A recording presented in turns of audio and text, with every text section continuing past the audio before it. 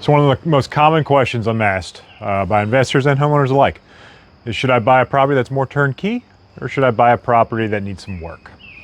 Now there's a lot of factors that go into this to help you make a good decision, and each person's a little bit case by case. But the big things I look for is, how much cash do you have available, right? If you have less cash available, then you won't have obviously the money to do the repairs. This day and age, with increased labor costs, material costs, even some of the tariffs, prices really just keep going up and up. And a lot of people do underestimate how much it costs to get work done in your home these days.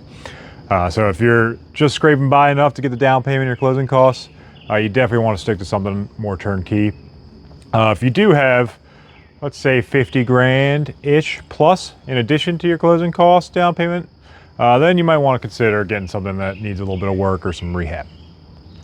Another big factor is the time you have available.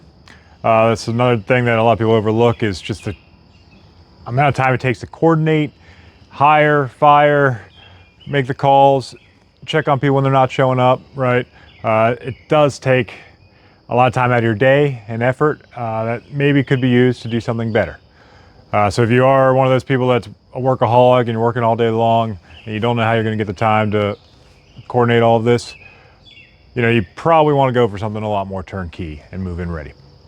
Then the biggest thing also I think of is just the time. So there's obviously the time it takes you, but there's also the time it takes for the work to get done. So if you don't have another home or a place to stay in and you need to rehab your property, right, you're going to be living there during that time. And it might take you a month, 2 months, 3 months. Are you okay or willing to do that? Right? Maybe you can live in the basement while they renovate upstairs, or vice versa. Or maybe you can just stay with a family member for a couple months. That might make it more worth it to you to do the rehab.